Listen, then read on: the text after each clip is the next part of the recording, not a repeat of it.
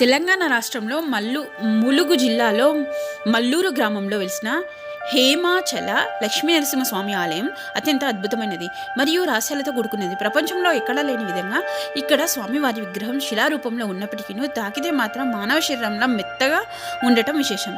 శరీర నిర్మాణం ఒక అద్భుతం. ఈ ఆలయంలో నరసింహస్వామి విగ్రహం సుమారు 10 అడుగుల ఎత్తు ఉంటుంది. సాధారణంగా విగ్రహాలు గట్టిగా రాతితో చెక్కినట్లు ఉంటాయి, కానీ ఇక్కడ మెత్తని శరీరం. స్వామివారి దేహాన్ని వేలితో నొక్కితే అది మనిషి శరీరంలాగే లోపలికి వెళ్తోంది. రోమకూపాలు విగ్రహం పైన మానవ శరీరానికి ఉన్నట్లే వెంట్రుకలు, రోమాలు ఉండటం భక్తుల ఆశ్చర్యానికి గురిచేస్తుంది. నిశితంగా పరిశీలిస్తే స్వామివారి దేహంపై నరాలు కూడా కనిపిస్తాయి. నాభి నుండి ద్రవం. స్వామివారి నాభి భాగం నుండి నిరంతరం ఒక రకమైన ద్రవం స్రవిస్తుంది.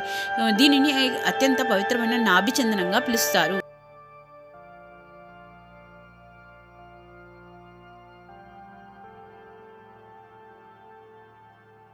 పురాణ మరియు చారిత్రక నేపథ్యం. ఈ క్షేత్రానికి వేల ఏళ్ల చరిత్ర ఉంది.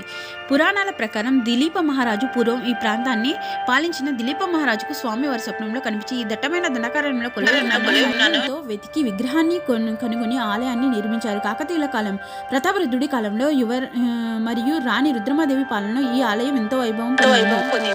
శత్రువుల నుండి రక్షణ కోసం మరియు దేశ శ్రేయస్సు కోసం ఇక్కడ ప్రత్యేక పూజలు చేసేవారని చరిత్ర చెబుతుంది. నాభి చందనం అద్భుత ప్రసాదం. స్వామివారి నాభి నుండి వచ్చే ద్రవం గంధంతో కలిపి భక్తులకు ప్రసాదంగా ఇస్తారు. ఈ ప్రసాదానికి సంబంధించిన భక్తుల నమ్మకం ఏంటంటే సంతానం లేని వాళ్ళకి దంపతులకు నాభి చందనాన్ని స్వీకరిస్తే ఫలితం ఉంటుందని నమ్ముతారు. ఆరోగ్య సమస్య, దీర్ఘకాలిక వ్యాధులతో బాధపడుతున్న వారు ఈ గంధం ధరిస్తే ఉపశమనం లభిస్తుందని ప్రతీతి.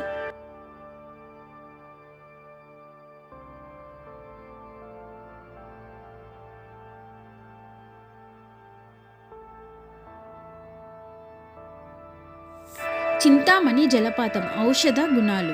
ఆలయానికి సమీపంలో కొండపై నుండి ఒక జలధార నిరంతరం ప్రవహిస్తూ ఉంటుంది.